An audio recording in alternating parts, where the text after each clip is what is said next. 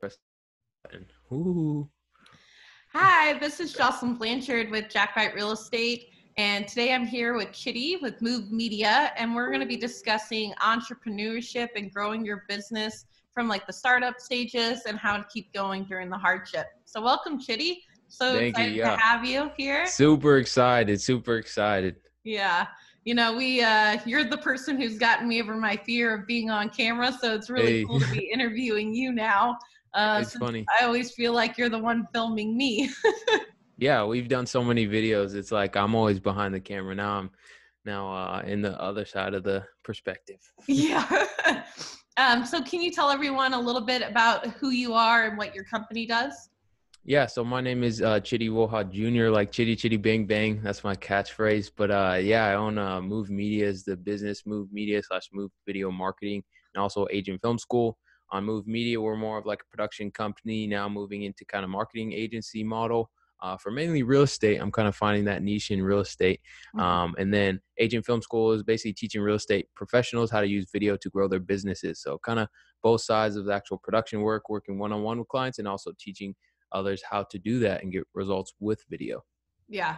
And, I think Alaska has been behind the curve when it comes to making video and like really professional marketing and bringing it in. And I know that we've been working together for a couple of years now.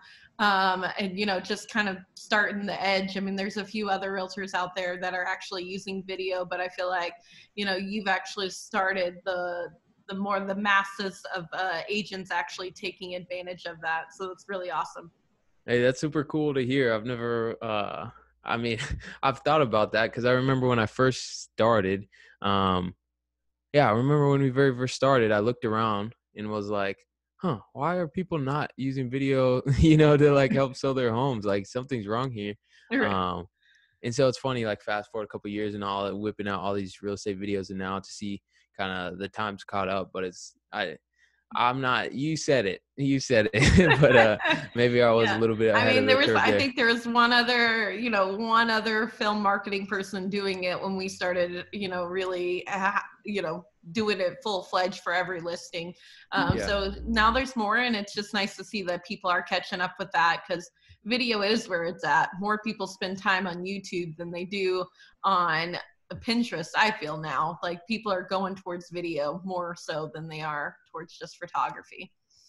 100%. That's kind of my whole, just to touch on that a little bit, that's my whole, I think part of my mission is like to get in, you got to pick who you're going to serve. And I think I've found that like I've seen what video does for businesses and I've kind of figured out how to make videos and the secret to that, because video is kind of complicated process. But so now it's not my mission to give like other agents the superpower to like use video on their own and my clients as well. So.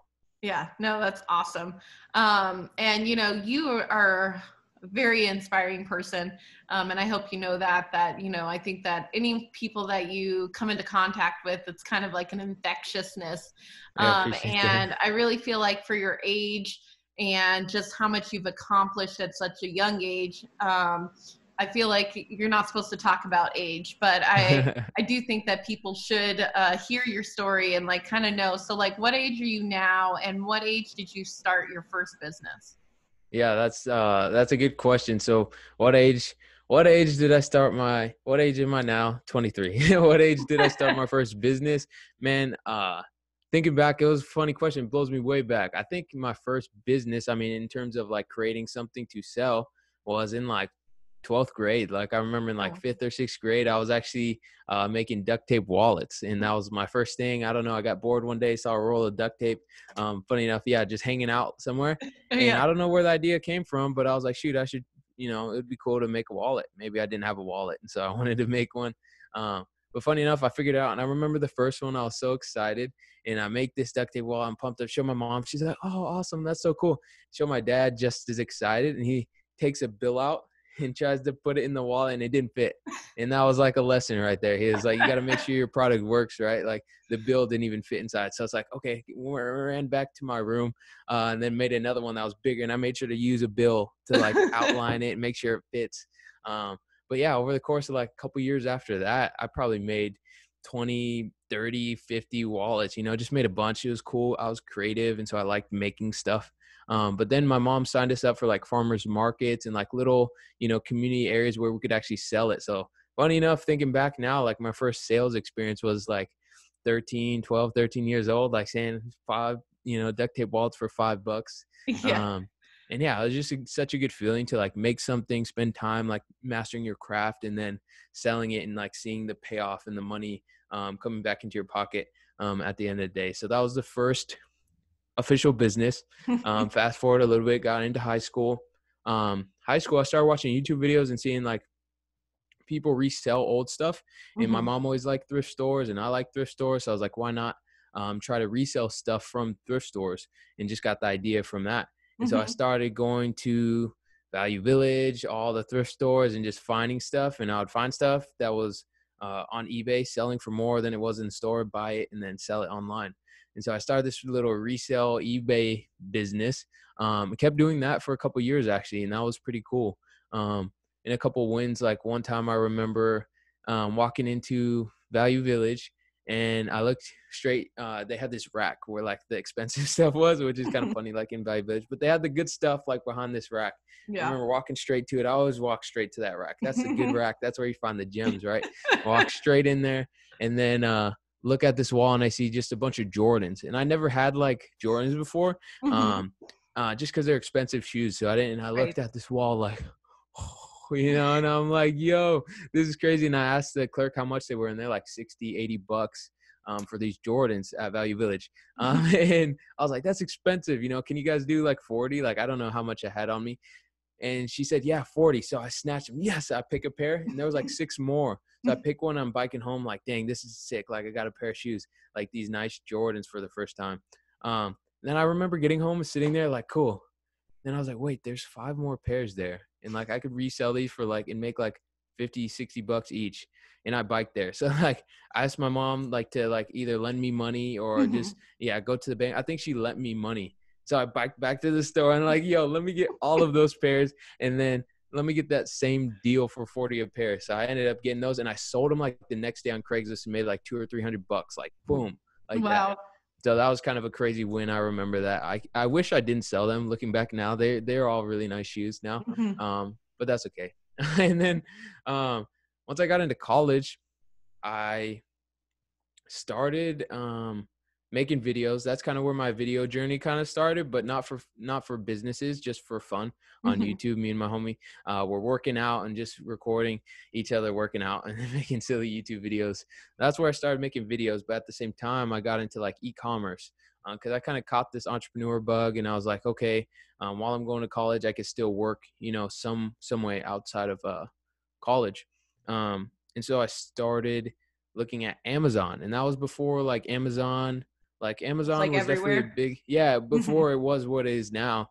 But I knew that Amazon was like a rival to eBay, and Mhm. there was like bigger market on Amazon like past eBay. So I was like, Mhm. okay, I found out you can like sell products on Amazon, like as a Mhm. person. Like I could sign up for an account and get a business account on Amazon and then find something to sell and sell it. So that's what I started doing, the same format before. I was Mhm. going to thrift stores, looking at Craigslist, looking at Walmart, actually like clearance items, and was like looking up the prices right there. I would look at clearance racks, Walmart, all this stuff. Had my phone out, had the Amazon app. So I just go through and see, and I got good at like seeing what was worth money and what was at a good discount. Mhm. But I'll just start looking up random stuff, like looking up all these random items, right? And I would find out they're selling more on Amazon. Mhm. I was like, okay, there's money here. So I'd be going to all these stores. So I'd come straight out of class in college, straight to Value Village, straight to Goodwill, straight to Walmart. I had this routine laid out every day. And so I was doing that hustling. Just you would find me in all these stores every single day. And so I'd find these items in, like, for example, one of the craziest ones probably was and so yeah, the way it would work, I'd find these items here in the stores locally, package them up, and then ship them into an Amazon warehouse and then sell them online. They would automatically sell. That was the crazy part. Like from the moment they left my house, shipped into the warehouse, I never had to touch a thing. Oh They would wow. sell and I'd just get a check. So one of the craziest parts, one times I did that was that I found these games. It was like an MLB Xbox game basically, but Mhm. they were marked down to $1 each. Okay. And there was like 30 of them. And I freaked out because I scanned one of them, found out it was worth like $15 and did the math and was like, yo, like, do you know how much money this is going to make me? And I snatched all of them, threw them all in my car. I remember, like, imagine a guy buying 40 copies of the same game, you know, like, Yeah. who is this kid and why is he doing it? But they were $1 each and I could sell them for 14 on Amazon. Like, the profit margins there are like, that was the best score I ever Mhm. had. I think probably to date, because I was turning $1 into 13 and they sold like that, like within a week sold out and made it, Mhm. you know, $300-400, whatever the math is. But yeah. And then so ended up getting deeper into this Amazon game, making money. And then so I started actually like stockpiling some of the cash. Then I was like, okay, the problem is that I can't control what's marked down on clearance. I can't control what I find in these stores, right? So I wanted to Mhm. find something I had more control over, like more of a real business. And the option for that was called uh, private labeling, which Okay. is basically like finding a product that they sell in China, putting your label on it, putting your marketing, your logo, and then selling it on Amazon. And which Okay. is like a whole sector, like a lot of the products on Amazon that have those weird names and stuff, like Mhm. those are people, that's what they're doing. Like they're just finding a manufacturer that makes it, putting their logo and name on it and selling it on Amazon.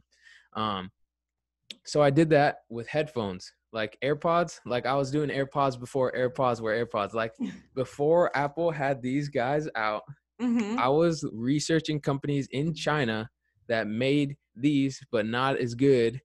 And I was putting a logo called Peak Wireless Audio. You can look up the Facebook page, Peak Wireless Audio, and testing them out. But the problem was the technology was so new, that I was just too ahead of the game. Like the Mhm. technology wasn't there. Apple didn't even have theirs out, and I was literally sampling like these wireless earbuds that like looked way different than these, but like were basically this. Um, Mhm. anyways, I ended up finding a pair that was like okay, like enough that I felt confident enough because I knew the demand was there. I was like, Mhm. okay, Apple's making these, Samsung's making their own version. Like, what does that say? It means there's a huge market, you know, like Mhm. this is the future. So I wanted to be ahead of the game. So I went and uh, all the money I had saved up, like 8 grand at the time, wired it over to China, ordered 300 pairs of these earbuds. Like they, and I remember the day they came into my house, busted them open on the living room floor, laid them out 300 pairs in front of me. I had my logo made up. I had the packaging design. Like I did all this stuff. And I was like, okay, now I got to sell these, you know, like 8 grand, like that was all my money right there. Crazy. Um, but turning out like they sold. So I ship them all into Amazon, and the way it works, like Amazon basically take care of the rest, and you just have to make sure you like rank on Amazon so they actually sell. Mhm. Um, so I did all that, and I remember the first day, like the first day them getting live on Amazon, which means it's like launch day, like they're Mhm. ready to be bought. But you don't really market on Amazon. You just kind of throw it up there and see if the demand was there. And it was. Mhm. And I sold like one pair the first day. Then the next day I sold two. And the next day I sold six. And the next day I Mhm. sold 10.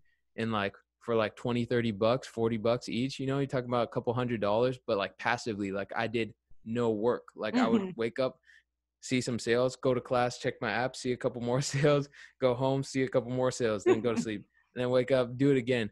And I remember there was this one day I was sitting in uh, economics class, economics like 201 or something like that. I was sitting in econ class, just bored, not paying attention. I pulled out my Amazon app to see how much sales were for the day, Mhm. and it was like $300, and it was like 10 a.m.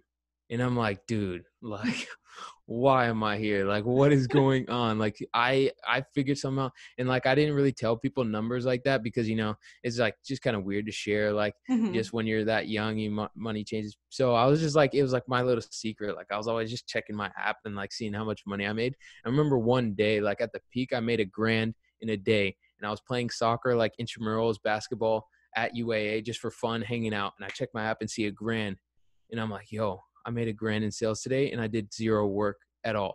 Yeah. Like So you just craziest had to thing. have the upfront investment and then everything else was passive. So what happened with that company? Yeah, good question. Well, it failed ultimately, but like what happened was I was too early. Like technology was too early. Apple didn't even have theirs out, and Mhm. I'm some dude ordering earbuds from China, hoping it's gonna work, right? And so yeah, the technology was too new. I got a bunch of returns and ended up like sort of breaking even, which was a best case scenario because I mean, if you look at it, I could have lost my whole amount of money. Investment. Yeah. Exactly. So after that, I went back to the drawing board. Okay, what other product can I launch? What, what's the next product to sell? And ended up that around that time of being like frustrated around finding what product, because it's a big process. Like that whole process of like launching the earbuds took a year plus. Oh, wow. And so now I'm back in the step one, back looking for a product again, doing all this research. And I'm like, all right, what do I do? And then I had this mentor. I bought his course, bought $1,000 course, because he was selling a course on how to launch products on Amazon. Okay, I'll learn from this guy. He knows what to do. Ended up, he was actually like BS. Like his course was complete crap and I didn't learn anything. But it's cool, and I'm blessed for him because he was the one who told me to get into video. Because I had played with video here and there. I had like my first like small video project that somehow for a DJ that ended up offering to pay me like $50 to put the video on his website. Just happened to happen. And I showed him that video, and this guy had previously owned a video production company and was like, dude, service businesses mean quick cash. Like compared to Amazon, like it took me like 6 to 8 months to make any money at all. Whereas a service business, I can go out, land a video deal, and get paid right after I finish editing. And so I was like, that sounds good, to not wait 6 months to get paid. And then I took all the rest of the money I had in my savings account and threw it at video stuff. I remember like, again, just throwing it all at the thing and being like, all right, let's make this thing happen. And yeah, that's what I did. And I set out and just like, hey, what's going on, guys? My name is Chidi and I make videos, and I would love to make a video for you. There's so many like weird, you go to like, what's that Chamber of Commerce, and you're surrounded. And I was like sitting there like 20 years old maybe. And I'm surrounded by 40, 50-year-old like businessmen that are all dressed up and know what they're doing. And I'm like this young kid who's like has zero idea what he's doing, has made like one video, but is trying to land new clients, So it's just shaking your hands. And like what I did was I did some research and watched so many YouTube videos and just like found out the game plan. I didn't know what I was doing, but I actively searched it out. So I'd Google how to find clients, how to network, and you just get these tips and then you go out and do it. Until you make it, right? Exactly. You fake it until you make it. And 2 years later, I guess in some sense I made it. But that's how we are. And so I stuck with that, and I made all the lessons, and I learned hard problems, and I learned, sales and how to like negotiate clients, and actually how to make good videos and how to do it quickly. And I just kept with it and kept like growing. I always like wanted to constantly be evolving and getting better and better at this thing. And here we are now where I've made a couple videos and work with some really awesome clients all across the nation. And that's kind of like the business journey. That was a whole lot. Interesting listening to your background, because I never would have thought that we would have such similar backgrounds in the sense of, like, I remember my first job at age 13. I was going door to door selling newspapers for the Time-Picayune in Louisiana.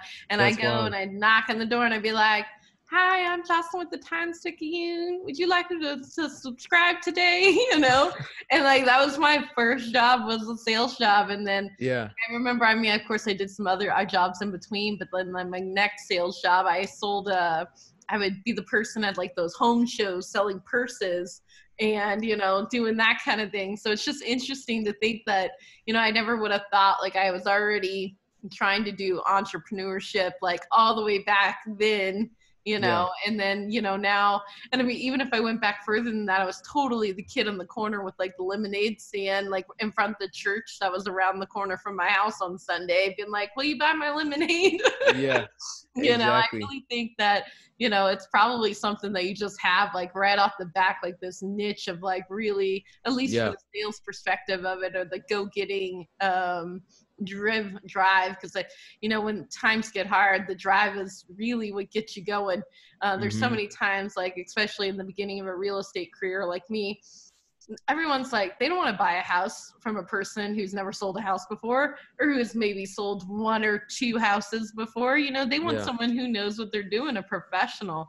And I'm sure it's the same with like video, like they don't want someone who shot 1 or 2 videos. Like you can't be like, have you done a wedding photo or video before? And be like, no. Oh, I'm going to spend my whole like my one day, my one shot on like a Hmm. guy who's never done a video before, which by the way, you did awesome on my wedding video. Thank you.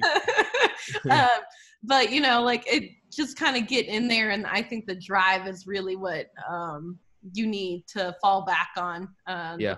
perseverance of the hardship, because it does happen. Um, Hmm. so you talked a little bit about college. What is your education background? Good question. So yeah, I guess officially I have a bachelor's in business management and a concentration in real estate and property management with the Widener Real Estate and Property Management program. So Mhm. big shout out to Widener Real Estate Management Pro. Just with just subsection here, just I will get into a little bit of a tangent because I'm a strong believer in like that formal education, and going to college is not a guaranteed ticket to your success. And Mhm. like, I think that's not stressed enough. Like, people think that they can just go and degree and they'll get a lot of debt getting their degree and Right. then get out and expect to be paid well. And that's just not how it works anymore. Mhm. And so you really need to be proactive about your career and finding out what you want to do in life and working hard at whatever that thing is to create your success. Because a piece of paper, I don't even hang my degree up. It's in my closet. I threw it, with a bunch of other files because honestly, um, I'm thankful for my education for sure. And I'm very thankful that I was able to like get scholarships to pay for it and didn't have to take on debt, because a lot of people in the world don't even have access to education. So I don't want to feel anyone to hear this and think like I'm not thankful for the education, but I am, but it can't stop at just getting degree. Like, it just Right. has to be on you. Um, And I just think outside, what's the word? Real world experience Mhm. is worth 1,000 times more any formal class, textbook knowledge you can learn. I think you need both. But I just think I'm just a strong believer of like going out and doing the thing, and not just relying on class, classroom education. So Yeah, no, I mean, 100, I 100% agree with you. I mean, obviously, there are, doctorates that are needed, as far as like when we need doctors or nurses or, different things like that.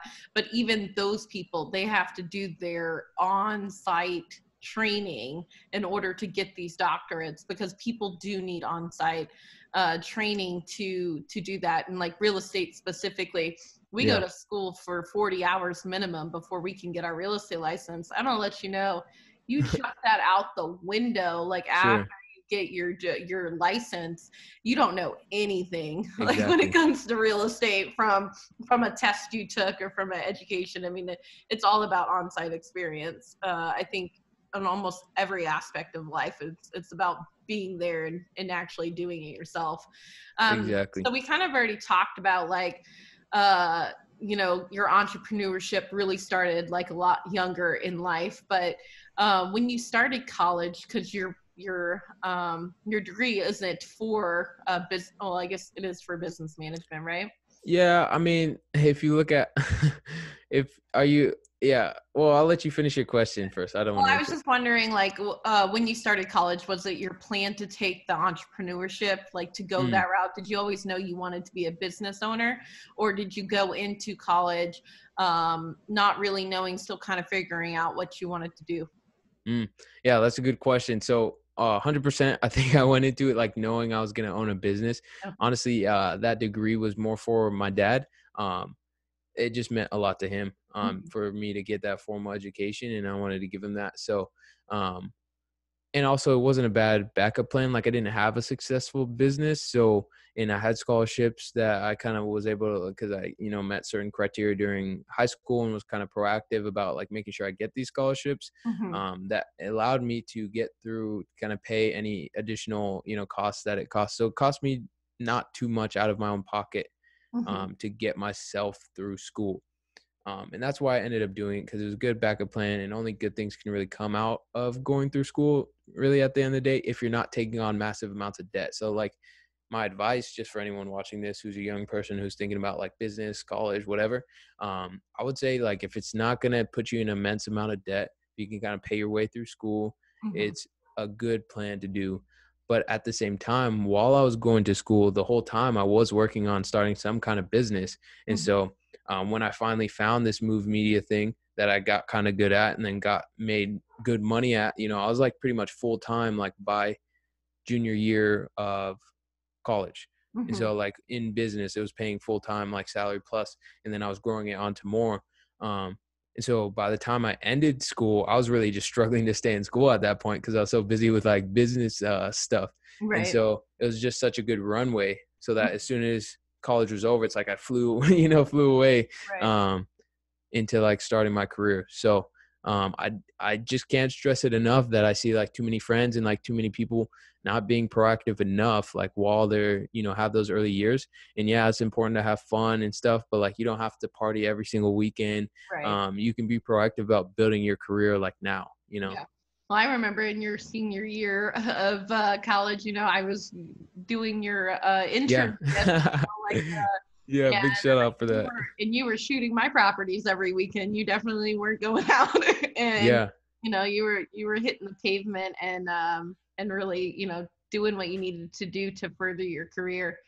Um so what made you decide that you wanted to own your own business? Why not work for a company? Like why did you want to be an entrepreneur?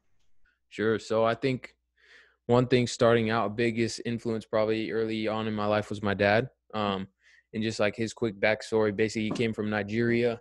Um, so immigrant, you know, met my mom in Japan actually while she was teaching English. He made it out from Nigeria for better work opportunities, met my mom, and they came over here and started from ground zero. And my dad had a master's degree that he got in Nigeria and smart and studied, worked his butt off. Um, but when you immigrate over from another country, the degrees don't transfer. Like you don't get that same level of respect, which is messed up, but it's just how it is. Mm-hmm. And so he had to work overtime. And he had a master's degree in architecture. So he should have been an architect, but he was seen as a laborer. So he had to start there and he started ground zero and started working his way up. And he would be on job sites longer than anyone else in the cold. You know how it is in Alaska, just working his ass off and to build something and get him up and like prove, you know, why he came there in the first place and like build a better life. And so seeing that, he ended up like working his way up from like laborer to, you know, a foreman or like manager, project manager, and then enough to building his own homes and being an architect and builder for properties around Asia. And he's built some really cool like $1 million houses kind of on the hillside. And it's really awesome. And if I speak in past tense, it's because he recently passed a year ago. So it's kind of weird like using tenses now. But yeah, he was my biggest inspiration growing up, you know, seeing him work. Like work ethic was his like the definition of like what I imagined as a young kid. Like my memories of him instantly, like the first thought is how hard of a worker he was. And he's a great dad too, like taught lessons, was real stern, which is probably good for me because I needed that structure growing up. And I can see it now. When you're a kid you get pissed off, but when you look back you're like, I'm very thankful that he was so hard on me when I was younger because it helped me get some discipline and know how and to stay away from bad stuff and stay focused. So he was my biggest motivation, seeing him grow his own business. And he always told me kind of like being your own boss is like the best, you know. um and so that planted that seed. The pivot point of me actually like fully like realizing that in my own life was really like after watching like read the book Rich Dad Poor Dad. Mm-hmm. um and it kind of showed me like this whole new world of like how you shouldn't be buying, you know, liabilities, which is like big houses and fancy cars, and getting caught in that debt trap kind of rat race, I think he calls it. Mm-hmm. And instead buy assets and buy investments and be smart with your money. And from there, it's like, okay, now I know I want this kind of life, investments and stuff like that. Like, what do I need to do to get there? Well, you need to make good money. You know, you need to be smart, but you can't be super wealthy and buy like freedom and time if you're not making like, you know, you got to make a good income and then save a good portion of it and then invest that. And so I was kind of finding out that journey, and then business was the obvious answer. You know, you can work a high paying job, but some high paying jobs that pay really well, you have to go through a lot of years of school, like being a doctor. And like, Mm-hmm. but business is a whole new world to where you can create something that's valuable, and you can scale that and make as much money as you're willing to really work for. Yeah. So No, kind of, 100%. As long as you're getting up every day and working towards building new clients or building new leads, or like, it's as much as you put into it is what you're going to get out of it. Some days, I go on for a hike in the middle of the day, but other days I'm up at 5:30 and I work until 10:30 at night. It really yeah, depends.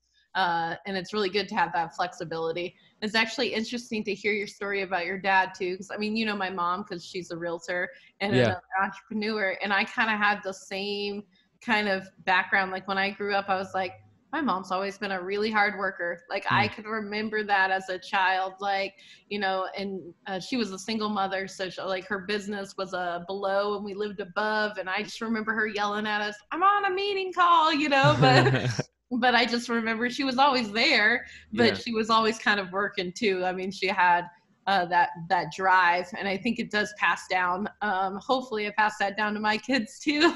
yeah, That work ethic and that entrepreneurship, because I definitely do think it's a generational thing too. I think when you see that life and you see what it can flourish for you, I yeah, think that it really it does make us want to go do it more. I couldn't even imagine going back and being an employee mm-mm, again. It's been over 4 years since I've worked for someone, and or yeah, maybe they're 3 years. I don't know. COVID's got me all thrown off with time frames. But I think that going from being your own boss and then I just couldn't. I don't think I could ever work for someone or report to someone or yeah. not be able to do it my way. I know. Funny story real quick about that. Actually, funny enough, like 2 months ago, real recently, I had a company, um, a big national company that I've been doing video work for, offer to pay me really well to relocate, move down to Seattle and work for them as an employee. And which was crazy. Like it was cool, like almost flattering to kind of get Mhm, an offer like that and get like in like not even just like an offer, but like a kind of an aggressive offer, like with mhm, follow-ups and like, hey, have you thought about this? Like, hey, like we're still interested in having like recruiters call me like from their company and stuff like that. mhm, But at the end of the day, um, I really thought about it and was like, okay, this will be like a very good consistent income mhm. guaranteed, and that's pretty sweet. But like what am I giving up, like what are like some of the free, like instant one I thought about was freedom. Like I Right. took trips when I wanted, like the past year. Mhm, I won't be able to do that anymore. And then like another one is like what projects I take on, like I don't want someone else telling me what kind of videos I should be making. mhm. And so that's what it came down to. So at the end of the day, it came down to kind of knowing myself and knowing that I wouldn't be as happy and wouldn't be as good of a filmmaker or videographer or whatever I end up doing if I wasn't happy doing it. And so Mhm. that was like the big takeaway for me. Yeah. No, 100%. You have to be passionate about what you do. And I think when you take your freedom away, you lose your passion. Yeah. Something that you could have really enjoyed doing in the past just isn't as interesting to you anymore because someone's telling you how to do it or how to edit it or how to, Yeah. what you can shoot and what you can't shoot and all that, fun stuff. I think like, especially with you, like you're such a creative person, like just the way that you do it. That's obviously why that company is reaching out to you is because of your creativities. But, I would have just turned around and be like, no, but you can subcontract me. Yeah. No, you I know? did. I did that exact thing. I went and shot something down there for and walked in the boss man's office. He's a really cool guy and I respect the company. They're a great company. Um, but yeah, I did pitch like the biggest retainer of my life. Yeah. And he was like, I'll think about it. And I walked out, it's like took a fat deep breath and was like, I just did that. Like, it was crazy because like, when numbers start getting up there, it's like, am I really like, is someone really like considering paying me this much? It's like, so it's just funny. But yeah, it's just all in experience. It's just cool stuff. Yeah. Yeah. Well, that sounds like a huge accomplishment, but what are some of like, what's the hardest hurdle you ever had to come over when you were Mm, starting your company? yeah. That is a good one. So I think looking back, one of the biggest things, um, yeah, that's such a good question because entrepreneurs, it's tough shit. Like no way Mhm. around that. It's a hard thing to do. It's a lot easier to go and work an hourly job. I It can is. guarantee that. But early on, I was really fortunate in kind of like how I went about it, like just like kind of learning, being Mhm, proactive about learning the steps and then just executing. Um, I think a lot of people get caught up. What prevents them from like chasing their dreams and stuff is like they don't know how. When mhm, really you just like gotta go out and try to do, and you'll learn in that process, and you'll meet people, and they'll help you, and you get better, and that's how you get that ball rolling. But one serious, like one of the biggest things I went through, um, was like getting caught up in working too much and just getting mhm, burnt out. And like looking back, like it's tough because when you're first starting a business, you need to put in like just put in the hours and get it off the ground and get clients and get cash flowing. mhm, So you have the like I like to think about it in periods of like a sprint, but then it turns into a marathon at some point. So like mhm, when you're first starting something, you have to really hustle, put in that work for a sprint period. But once you realize like other areas are deeply starting to suffer, you got to really like check yourself and kind of try to be like, okay, maybe I need to spend more time and like with my girlfriend and my family and like spend more time on my health and fitness.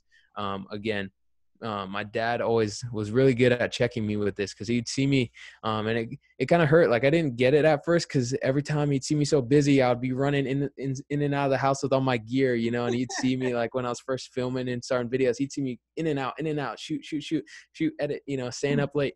And he always told me, and like he's an entrepreneur, so like I'd always tell him about something new, like, and he'd be like, thinking he's going to be super excited, for mhm, me. But he always was like, you need to slow down and like have balance. And he always had the saying like time is on your side. And he meant mhm, like I'm young and that I really like don't need to like be burning myself out and like sacrificing so much because mhm, like the success will come. Like I'm already on that right path. So he's like telling me to kind of like trust that and like take more time to enjoy the journey along the way rather getting so caught up in this next paycheck or this next new client project. mhm. And so that was a huge piece of like advice my dad gave me. And it took me a long time to fully get it.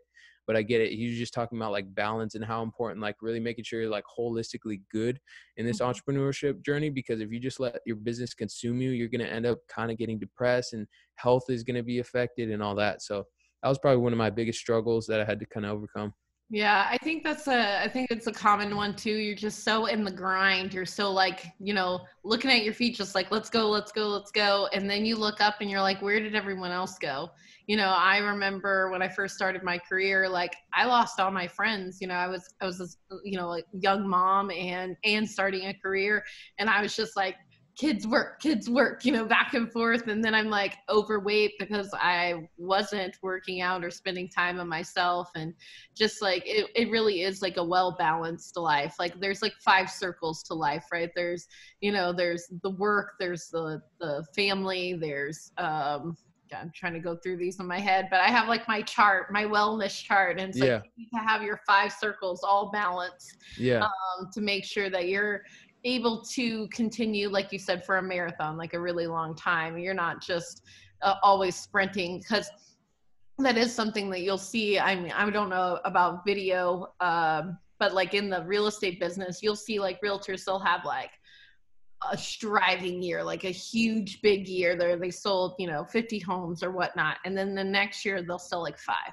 Mm. But it's because they were on that grind, and then they burned out. And then they have to start that wheel all over again because they've lost that momentum, instead of like putting systems in place or hiring transaction coordinators so you don't have to spend so much time in the paperwork. Like, putting the things in place that you really need to make your business grow so you're not the only Yeah. person who's trying to keep it afloat all the time. Um, Exactly. and that was like, 2 years ago. I think in 2018, I took a month off. And I remember looking back, like, I hadn't been a month off of work, even with having two kids and going on maternity leave. The longest I had taken off was 2 weeks since I was like Wow. 14. Like Yeah. 14, and I'm like 28 years old. Yeah. I'm like, I've been 14 years and I haven't taken more than 2 weeks off of work. Like, Yeah. what's wrong with me? And I Yeah. was just like, that's it. I'm going to backpack Europe. And for an entire month, I spent in Europe and doing all these awesome things. And it really just reset my mind, reset my body.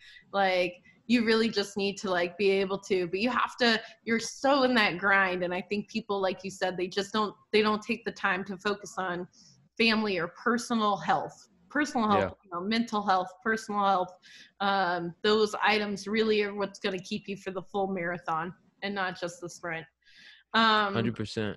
So you were talking about, these big job offers that you've gotten. Mhm. And, I know that you've landed some really big accounts. I mean, me here with Alaska House Hunting, we're the top producing, team at Jack White Real Estate. You work with Visser Construction, who's AHBA's president, but also Builder of the Year for 2019. And you do all that work for Widener, which is able to do, that's a nationwide contract that you do. What do you attribute to obtaining these accounts, and how do you keep going to build on them? Yeah. So it's such a good question. Oh man. Yeah. Good question. First thing, there's a few things. The first thing that comes to mind is being fun, like excited, like fun to work with. Like, I don't know, I can't speak for you, but I definitely know from Eric and how we've shot, like, it's not something he doesn't look forward to when we go to shoot. It's like, I'm sure he has a good job. Like, I don't know if he's worked with other people, but I'm just saying I try my best to try to make a good experience of every time we go and film something, and not just a good experience, but also like deliver on the quality and like make it a good project and make it a good video and something I'm proud of. Mm-hmm. Um, but but even like almost even more important than like the good video aspect is like your clients need to like you and like working with you in the process, working for you. 100%, yeah. I think so many people in the business world make it tough for them to work with. Like, like, why would you make it tough for someone to pay you money to do what you do? That Yeah. makes no sense. So if you remove that friction and whatever they're struggling with, like, for example, like we had some trouble, like, like getting comfortable on camera a couple of times. And I Yeah. know video people and like photographers have a stereotype of being like impatient and like expecting so much out of their clients and not being patient with working through them. But if you just sit there and like relax, it's like, it's okay. Like, we can do this as many times as it's going to take. And like, we'll just keep going through it till you get it right. So like making the process of doing business with you fun and simple, I think has definitely been a big key. Like, when clients can trust you that you're going to come and do what they paid you to do it right, and make that process easy on them, Mm-hmm. they're going to like to keep working with you, because they can trust that you're going to be the one to get it done. And it's not going to take a bunch more of your time to manage the project and make sure they're still on track and all this other stuff. Mm-hmm. So that's probably the biggest one. And then, yeah, once you have a client, I think you got to keep them happy. Like, you got to make sure you kind of check in and like keep making sure what you do for them is still as valuable as it was, and that every time you do a new project, you can keep checking and see, that you're still doing a good job, but then also like, what's that next step? What's the next thing you can offer them that can further the relationship, like get them better results, Mm-hmm. I think or you make it are easy. really great at that. Like, I mean, we're always talking about new ideas, inventive ideas, and you are the person who's bringing those to the table. And I think you're always trying to further your skill and further what you're doing, and you're not becoming complacent. And I think that's really something with video, especially. Like, this is of the future, right? You're doing things. It's what it is today is not going to be what's going to be tomorrow. Because it's always evolving. Technology is always improving. There's always new things coming. And I think you do a really good job of just like adapting to that. I would say you're a very adaptable person, which I also think helps with your relationship building, because you're also very relationship oriented. Like, I don't even look at us like, I don't know, two business owners who Yeah. work together, like I feel like there's a friendship, a connection, and you did help me a lot with video and Sorry.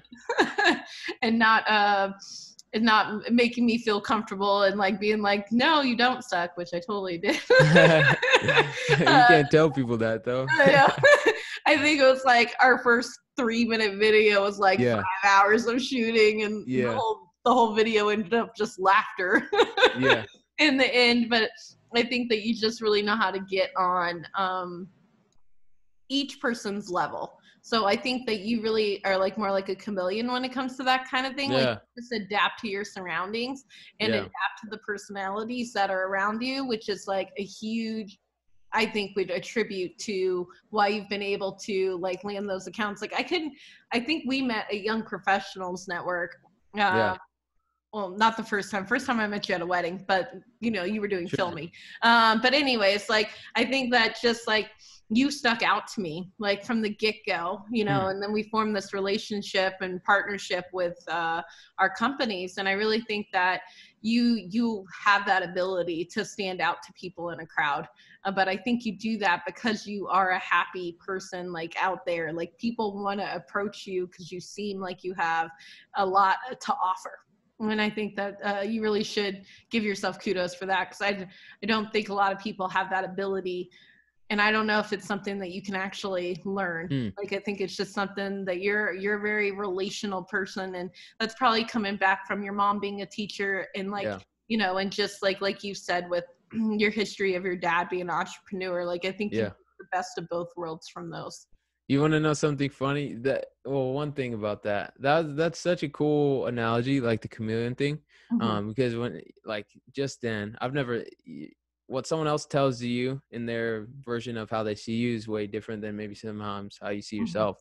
But that's accurate, and that seems really true to try to like relate and change, not change who I am, but come to someone like how they're comfortable being talked or with. But the funny thing is the likability factor that you mentioned. Someone else told me that. I remember I did a presentation, a pitch in front of like 50 people or something. Some dude came up to me after and was like, you know what, Chitty, great idea, but you know what I think you're just super likable, dude. And I was just like, thanks, man. Like I don't know what to say to that, but thank you. Um, but I think what I was thinking, like, what does that come from? And I remember I grew up super overweight, like super overweight, like 300 pounds, like in fifth grade overweight, like obese child, no confidence, and didn't really achieve anything. Wasn't like I was kind of smart, I guess, maybe, but like wasn't super fit, wasn't athletic, so I had to do something. So I guess I forced myself to kind of get out of my comfort zone and be like a people person, because that was like the only way I was going to make friends. I wasn't going to attract friends by being the fittest or strongest, so I Mhm. had to rely on something else. So thinking about it, like throughout childhood and stuff, I think that probably played a factor. So when I finally did kind of find myself and get in shape, then it kind of just compounded from there. Yeah, it just flourished because you get your confidence and you know and your and you know I totally think that that is a huge factor too, because I'm one of those people that like I don't know if I'd like look at myself and be like, oh, she's attractive, you know, like I don't know how I'd rate myself on the scale, but I'm confident. But Yeah. I think just like I have a lisp, and so like in school, kind of same thing with you, like I wasn't like the person that people were gonna like come up to. If anything, people made fun of me because I had Mm, a lisp, and you know, and I had to overcome those things at a very young age. And I think that totally shaped myself, being able to be confident in who I am today because of those hurdles you go through as a child. Like those yeah. are really the times where you know your confidence just is so beat down from all these other little beings around you who are trying to figure out themselves too, and they're just putting you down to make themselves feel better. But I really think that it helps you later on just be more adaptable, and try to find the commonality between people, because I really think that's what you do. You know, you find the commonality from you to Mm, another person, and that makes you the adaptable person, because people in the end want to talk about themselves, you yeah. know. Yeah. And and so if you have that common factor, then you're able to build that relationship with them, and then you can go from there. 100%. You Real know. quick, a quick plug, a book Mhm. plug that helped me with some of that. How to Win Friends and Influence People. That's a good book too. Yeah, great book that helped me kind of be more conversational. When did you read that? Like how old? Um, Probably somewhere during college. So yeah, towards the beginning of my business journey for sure, like around the rich dad, poor dad kind of, phase of my life. So yeah, real early on. And some of those principles still stuck with me, like what we were talking about. Like I was saying, like I don't talk too much about myself when I'm talking to people on a regular basis, because I know better conversationalists focus more on the other people, because people like talking about themselves. It's just how it is. And like it's same for me. Mhm. But if you want to be a good conversationalist and build a relationship with people, you have to be curious about what they want to talk about and who they are and what they do and stuff like that. Right, right. No, 100%. So we've talked about your greatest or your hardest hurdle. What has been your greatest accomplishment, you think, in life? Not Mm, just with your company, but like in life. that's a good question. I was thinking about that real real hard. So one, I think, is getting my degree, and it's not for the fact of getting the degree. The fact is, my how proud that made my dad. Hmm. And I know that giving him that memory, and now that he was gone so shortly, it was probably like a month after I got my degree, he passed away kind of unexpectedly. Hmm. But to know, like my sister drew this, she made me this painting, this beautiful painting that pictures my dad like cheering as I'm like walking on stage. And it's like the craziest thing. Like it made me cry when she gave it to me on Christmas. But it was like literally an image of my dad jumping like in joy. Hmm. And then a quote from him. And then in the background you can see me like walking across stage. It's the most beautiful thing. Wow. But that memory like instantly popped out to me because I know I can never change that. Like it's forever. Like he, passed knowing that I like achieved this thing and that I was on the right course to like the success that he sacrificed so much in his own life for me to carry on and kind of, I like to call it like he passed the baton to me. Hmm. And so I got to run and finish this race for him. So Right. um, that's kind of one of my proudest moments. Yeah. That's awesome. For that reason. Yeah. Yeah, that's amazing. And when we see in our parents' eyes or in other people's eyes what we um, I don't know. That's really inspiring what you said. Like, I mean, I 100% like I can see that that would be your greatest accomplishment. Because you know, other people's emotions or feelings or um, the way that they view us is typically a lot more important than the way that we actually look at ourselves. Yeah. And so I can understand how that would be a huge influential part in your life. Definitely. It definitely was. So hopefully people are going to be watching this replay and they've Yeah. been inspired by you. But if you had to give like 5 tips to help starting your home business, like what would Yeah. you tell people? That's a good one. That's such a good question. It's tough because it's funny, like a lot of the opportunities kind of popped up and I just took advantage of them. Hmm. Actually, no, wait, sorry. Rewind. That's not fully true. One time when I started on my Amazon business, the story of how I started is I actually like Googled how to make passive income and it gave me this whole long list and Amazon was somewhere deep on that list. And I Hmm. was like, "Oh, that's cool. I should try that. Will it work in Alaska because shipping and stuff? I don't know. Well, I'll try it and see." Hmm. Boom. And that was the start to a whole business that made me good money and like passive income and all that stuff. So one thing, I guess it's just getting out there and doing stuff, especially if you're young. Um, you definitely have to be more calculated with your risks as you get older and get kids. But like for all the young people out there, like now's the time to hustle, try things, go out there and just do it, learn, experience, because that all that experience is going to be so valuable. So I guess one is just kind of get out there and try stuff, and opportunities will come, like of being out into the world and doing things. Hmm. Um, So putting yourself out there. Putting yourself out there, yeah, and taking opportunities, even if it's job like opportunities. You never know. Like it doesn't matter if you're an entrepreneur or not. If you're looking for a new career or like maybe someone who's a mentor, that's a good one. Point number 2. While I caught that one, find a guide. You talked about this. I know you got a business coach. I recently got a business coach. Shout out to my man Michael Dupree. Hopefully you guys can look him up. Shirt off your back marketing.com or something like that. This guy is one of the coolest guys I've ever met. Like, and it's funny because he's young too, and he's a business coach, but he's so good. Like, I just hearing your problems and understanding you and like prescribing stuff for you to do. It's crazy. But Mhm. anyways, before I recently he's a legit business coach. Like I pay him just to like, consult me and like tell me what to do, which is funny.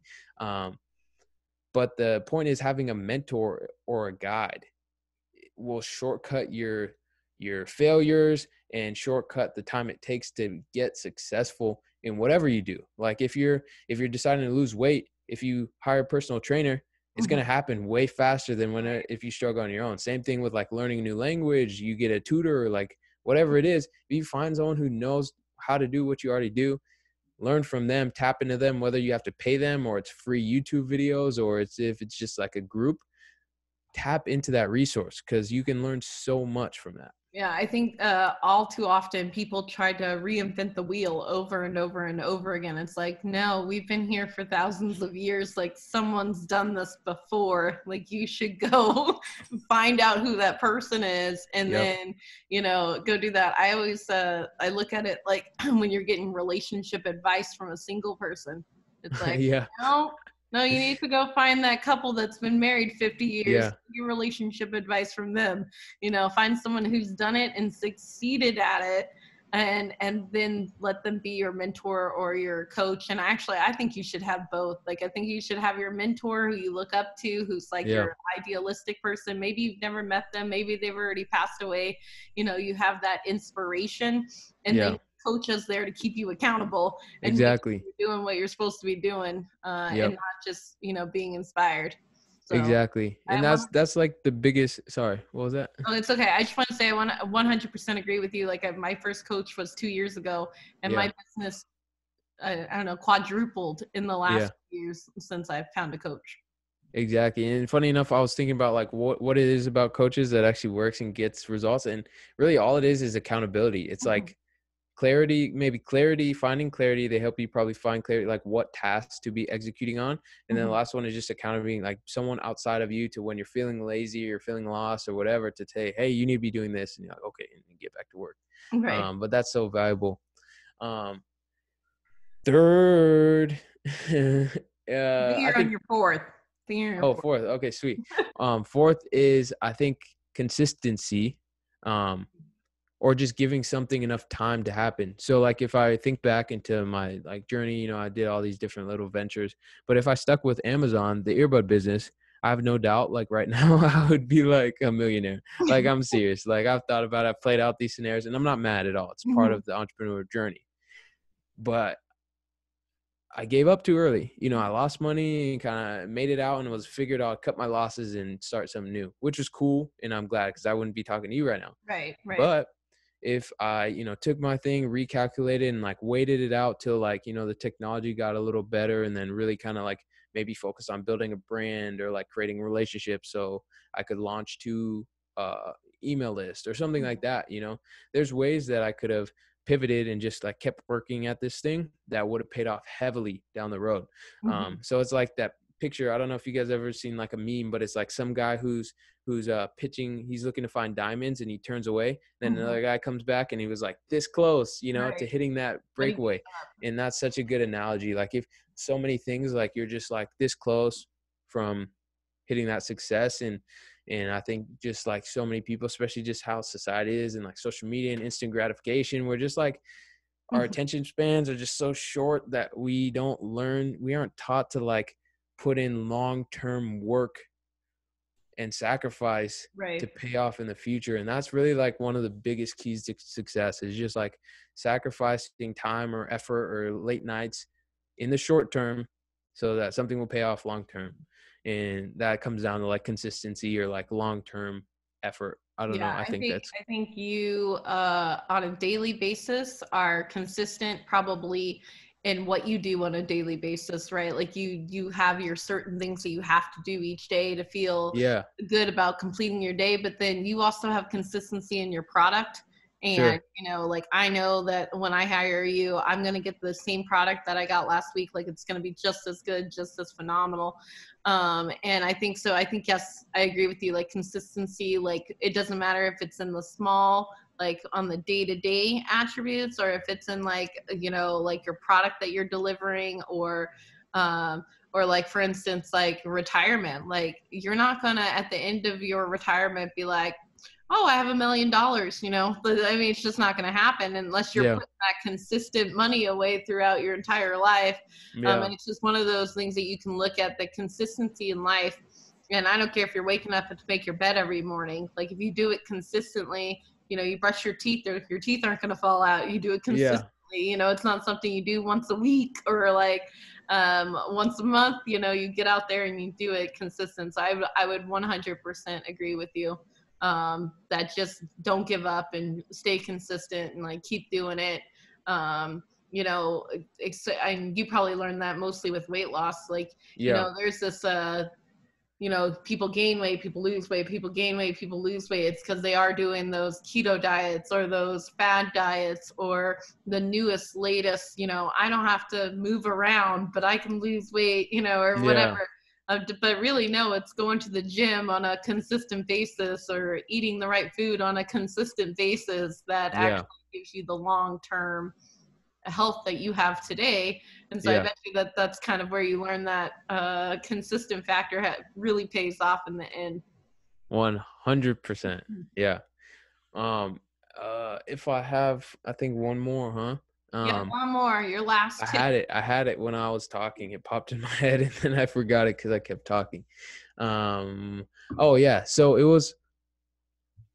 I had this epiphany the other day. I was walking into this room and I was thinking, I don't know what made me think about this, but I was thinking about how humans, like all of us, we're all like biologically like pretty similar. Like we Mhm. all like have bodies, have the ability to think and the ability to do stuff, but everyone's lives, like the range of like, and it's, I don't want to say success, like, cause like there's different ways to define success, Mhm. but the different levels of money people make and the different levels of impact they make on the world are wildly, vastly different. So what does that come down to? And it comes down to really just like your habits and decisions that you make throughout your life. And it sounds super simple, but if you think about it, it's pretty crazy that we're all kind of the same in, Mhm. at one level, and everyone starts off in different places in life and different backgrounds. I definitely agree. But the core principle is that we're all pretty similar and we all have potential, but it's a matter of where you end up. It's just a matter of the decisions and habits you form and create Mhm. to where you're going to end up in life. And I just thought that was a crazy thought to think that like you're just like in control, like you can kind of choose where you end up in this life. And I'm a full believer that like there's a lot of um things that can happen, but at the end of the day, like when anything happens that's out of your control, you still control what you do after that point. And if people really internalize that and are like proactive, then I would just hope that like more people can like chase who they want to be and get what they want out of life. Yeah. I heard a stat, and I'm not going to quote it because I just heard it and I haven't, done much research into it, but it was talking about the amount of millionaires, and like the top 1%, Yeah. in, in the United States. A huge bulk of those people are actually immigrants that have come Mm. over, like your dad, Yeah. and then made themselves self-millionaires. Why they've Yep. lived here? Because they form those habits, they have that drive, and they are coming to the United States to get the opportunities because they have the drive and they have the habits or the consistency or however you want to play with it. And again, I don't know the stat, but it was like a huge portion of these Yeah. people came from absolutely nothing. Mm-hmm. We put our pants on every day, one leg at a time. Everybody does that every day. We put our pants on one leg at a time, right? And people just, I think, our generation and other people that are, they think it's going to be handed to them. Yeah. Like Yeah. you said, you go to college, you get out of college, and boom, you're going to land a huge career and it's going to be amazing. Mm-hmm. um, and people complain about like immigrants coming over and taking American jobs, and doing it for less money and all this other stuff. And it's like, well, we're the ones who are entitled, wanting more money, but they're willing to go do it for less, and work Yeah. hard and advance in there because they're trying to make a name for themselves. And Yeah. I think that a lot of us, in our generation and probably generations before us, think it's going to be handed to us, and it's Yeah. not. You have to go get it 100%, every day. You got to go Yeah. get it because it's not just going to land on your footstep. And 100%. I think that, I just thought that stat was really cool. Just thinking, because I think that's a big complaint as well. This person got to go to college and I didn't. Well, you don't need to go to college. You Yeah. 100% do not need to go to college to make yourself a millionaire. Mm-mm. I don't have a college degree. I did take some college courses, but I didn't go to college. I don't have a Yeah. degree, and I'm doing just fine. Yeah. And I think that people think too much about what they should have had and not what they can go get. Yeah. Yeah. I'm always looking at what I can go get. I don't care what I have right now. I don't care what I've had in my past. Like, just keep your eye on like the end goal. And I think the only tip that I would throw in there that you maybe didn't mention was goals. Yeah. Yeah. Goals changed my life. And I'm not Yeah. talking about 5 and 10-year goals. I'm talking about breaking it all the way back down. Like you start off 10 years. Okay, 10 years, I want to be having this much passive income. Okay, well, in 5 years, I need to do this. Well, in 1 year, I need to do this. Then let's Yeah. break that down all the way down to 90-day goals, because you gotta have some accomplishments. You gotta be able to see where you're going in order to keep that drive to keep going. Yeah. And always sometimes you get a fork in the road and you need to go this way. Well, then you just need to realign your goals so that you know that you're always working towards your end goal. Yeah. And understanding your why. And I think why also goes into goals. And I think that really drives, at least it drives me every day. I have a vision board, I have a goal board, I know what I want to do. And I think that that's a tip that I would share, that early on in my start of my business, no one had ever talked to me about goals before. I'm just Yeah. like, I want to make money. Yeah, exactly. And it's like, it's more than that. You can't just be thinking about like, you want to make money, you need to think about why you're doing all of this. And Yeah. I think everyone needs to look when they're thinking about starting a business, like what's the end goal? What Sure. are you trying to accomplish? Real So quick, pause it. Sorry to cut you off, it's but okay. there's this awesome exercise I just did that is in this book called Millionaire something. What's it called? Millionaire Success Habits by Dean Graziosi. The book too. So there's a chapter, a little exercise he has a day. I just redid it, and it's cool because I read it like years ago back in college, and then I just reread it. So like I read it back when I first started my video business, then I reread it, and to see the amount of things that I accomplished that I wrote in that book and forgot about. Like I forgot about them, but they were probably planted somewhere in here. But anyways, the exercise is basically imagine vividly, like go into detail, spend some time, lock yourself in your room, no distractions, put your phone away, and write down what you want, what your dream, what do you want to be a year from now? Like you're looking back a year from now, what do you want to have accomplished 1 year from now? But really vividly think about like all different aspects, like your family relationship, your success, how much money you're making, where do you live, where do you work, what do you do for fun, what do you do outside of work, all those different, like mine was like 3 or 4 or 5, 6 paragraphs. Like I tried to flow that thing. Because the more clear you can get on that picture, like you're saying, goals, it's all about like having an end destination. The more clearly you can describe that and see it in your mind, I'm finding out the higher chances of it coming true, because your thoughts are going to be aligned, your actions start to align with becoming that person. And it's the way the world works. And I'm just a strong believer in it. It's crazy. Yeah. And what I also liked about that chapter in that book, he then says he's like, now every day, think about that. And he goes, make sure you're aligning yourself to every day, then go work towards that. And yeah, if you have a wish or a dream and you don't write it down, it's never going to come true.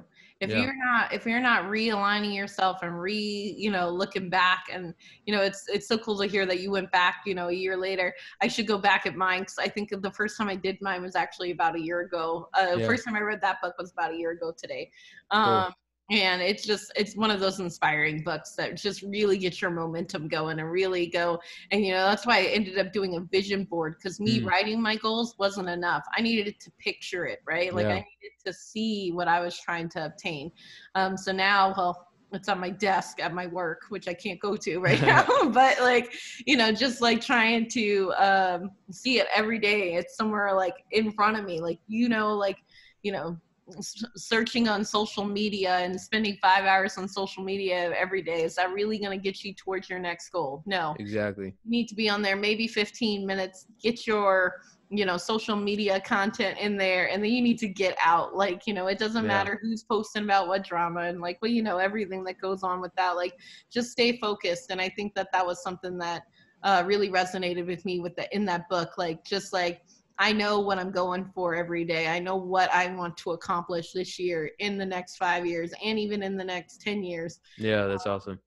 Yeah, and I think that that really drives me continuously, and it sounds like it drives you too. I mean, if you think back, so if you thought back to a year ago or when you were in college and you wrote those Yeah. paragraphs, would you say like the percentage of things that came true, like, um, It was pretty crazy. It was probably like 80%, and they were like real specific things. Like one was like, make $77,000 a month. I don't know where I got that number but I passed that, and it's like crazy. And then it was like another one was like travel out of state multiple times, for videos. mhm, And I did that. I traveled a bunch last year, and I was supposed to travel a bunch but COVID, but that's a whole nother story.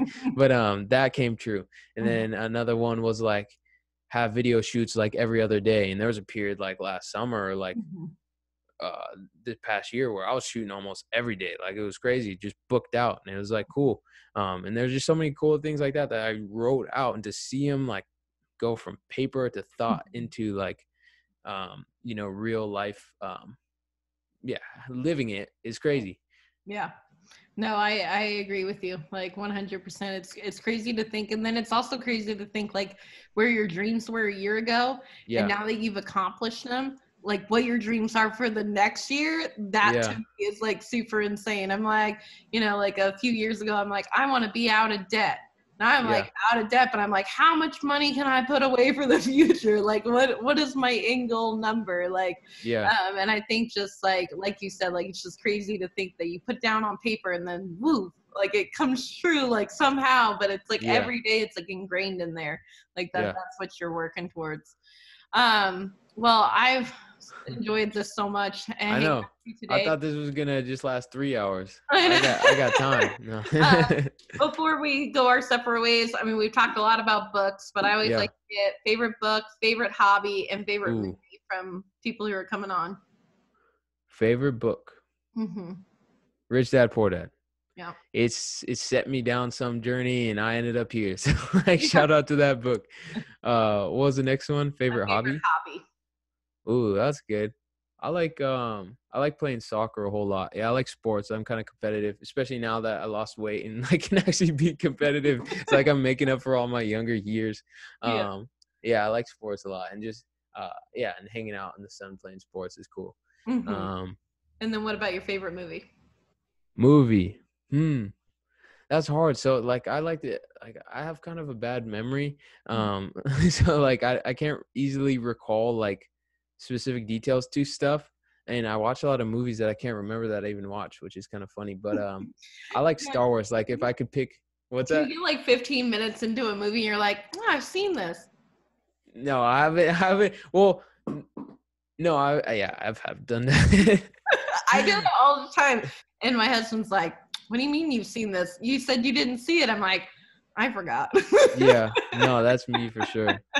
I love Star Wars though, like Mhm, diehard Star Wars. But again, I can't remember like all of the specific characters in the movies. I just know I love Star Wars. I just love the future pace stuff, and yeah, mhm. lightsaber. I'd be a Jedi hardcore. I'd be one of the best Jedi's out there. I guarantee that. Yeah. Well, it's been so great having you Thank on you Wednesday so much. Wisdom today. Go ahead and shoot a plug in real quick, like to tell people how to find you, how to get in touch with you, and Yeah. like what should they be getting in touch with you for? Yeah, so a couple things. If you want, so I took a break recently from Instagram. Usually I post like a bunch of motivational content or like just business tips, motivational, inspiring stuff on Instagram. I'm usually very active there, but like I've kind of taken a break from it just because I need to clear my mind and get real focused on where I'm going. But Chidi_gains, CHIDI_gains with a Z is where I'm usually posting frequently. Then if you want to reach me directly, like Facebook Messenger. I always love to like just talk to people. So like just hit me up on Facebook and send me a personal message saying you saw me on the show and whatever questions, business related or whatever value I can help you out with. I love that type of thing. So ping me with any questions on there. If you're a real estate agent who wants to learn how to make kick-ass videos, you can hit us up at www.agentfilmschool.com. We got some cool trainings. We got a lot of cool stuff. We also have a free Facebook group that Joslyn, I had her on our podcast show, and she was out there providing knowledge the other way around to my audience. And Mhm. so that's going to keep growing. I'm super excited about where we're going with that. And if you need video work, honestly, I'm kind of moving on. I'm kind of just focusing on agent film school and our project that we're doing on marketing stuff we're rolling out. So I'm super excited about that. And I'm being real selective on like production work right now. So I'm not actually offering that. But I mean, I guess if you got big pocketbooks and you want to pay me a lot of money to come shoot, then we'll And they're talk. But willing to fly you around the world, right? yeah, yeah. But yeah, so that's that. Thank you guys so much. Thank you, Jocelyn. This was super fun. So It was. We're gonna have to do it again sometime. Maybe we'll seriously. trade off. We'll keep going back and forth, Exactly. bringing that wealth of knowledge, both to Yeah. our people. That So, sounds super good. Yeah, thanks again. of course. Thanks, Chidi.